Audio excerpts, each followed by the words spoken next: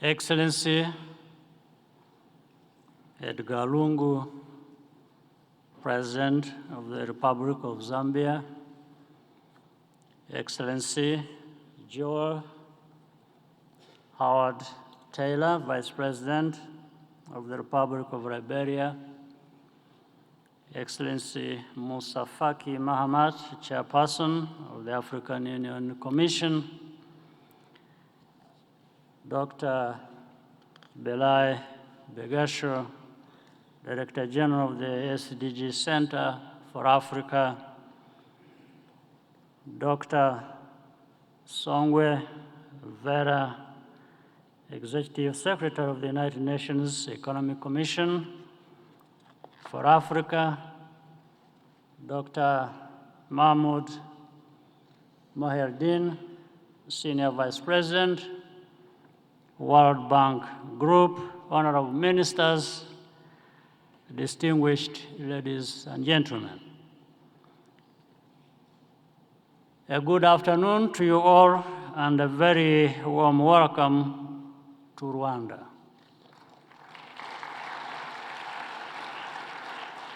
I wish to particularly thank President Lungu,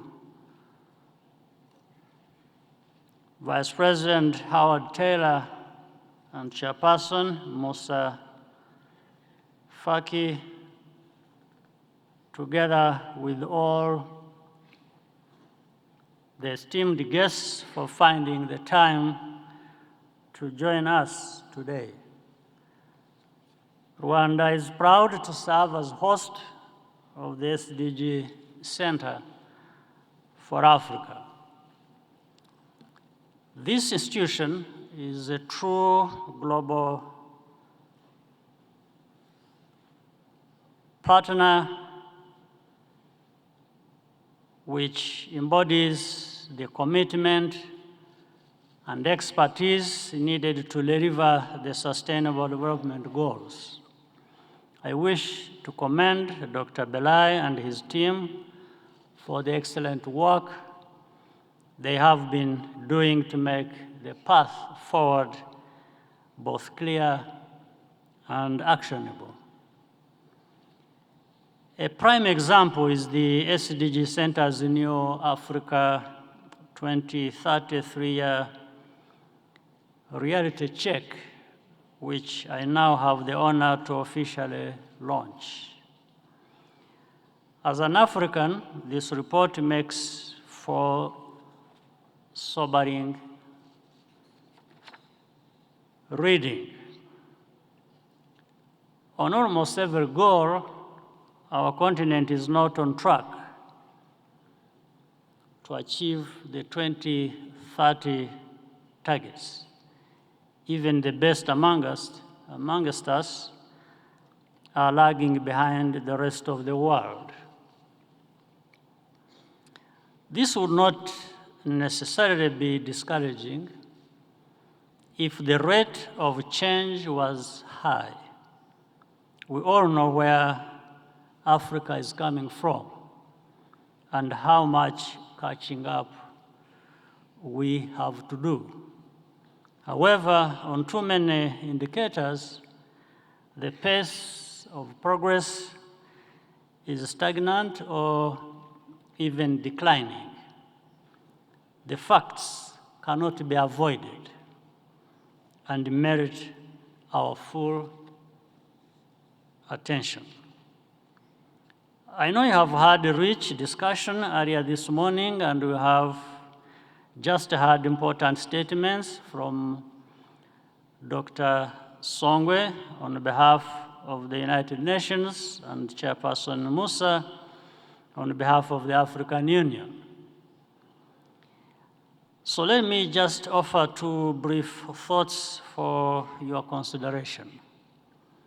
First, the positive perspective. The SDGs are universal and ambitious, meaning they set targets that apply to countries at every level of economic development. Achieving the SDGs therefore represents the attainment of a significant level of prosperity and well-being, not merely the elimination of extreme poverty.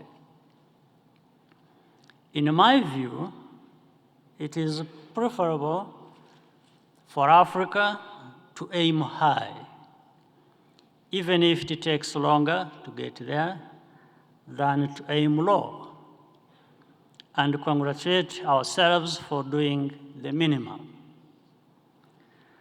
So long as we in Africa understand that it really is within our power to achieve these goals, we are going to be fine.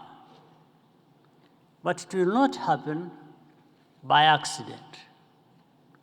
We have to do the right things and find the money to pay for it, including investing in strong national statistics agencies. So the second point is about the SDG financing gap in Africa, which the report estimates at between $500 billion and $1.2 trillion per year. Whose problem is this? On the one hand, the SDGs are a global compact, which is very meaningful. But development assistance is not growing, and it is reasonable to expect that the trend to continue. Foreign investment is also flat. On the other hand, speeding up progress toward the SDGs is first and foremost our problem and responsibility as Africans. We live in an interdependent world and we work closely with partners. But the political leadership on this topic has to be heard most strongly from African voices. This is critical for bringing all stakeholders together and maintain momentum. And yes, we also have to pay as much of the cost as we can with our own resources, which are, by the way, not inconsiderable. It is therefore significant to learn in the report that remittances from the African diaspora are now the largest source of external income for our continent. This shows once again that we lack for nothing in Africa except a sense of urgency. The idea to establish dedicated African funds for education, water, and health has a lot of merit. This is an opportunity to work with Africa's partners in new and better ways and deliver human-scale projects that directly touch the lives of farmers, families, and school children. We are already 1/4 of the way to 2030. Africa can definitely make up for lost time, but we need a much faster pace. As we prepare for the SDG Review Summit later this year in New York, our goal should be to bring new energy and focus to the process. The work of SDG Center for Africa and the deliberations at this conference are critically important in that regard. I wish to thank all of you once again for your participation, and I look forward to joining my sisters and brothers in the next session for an interactive conversation. Asanteni sana.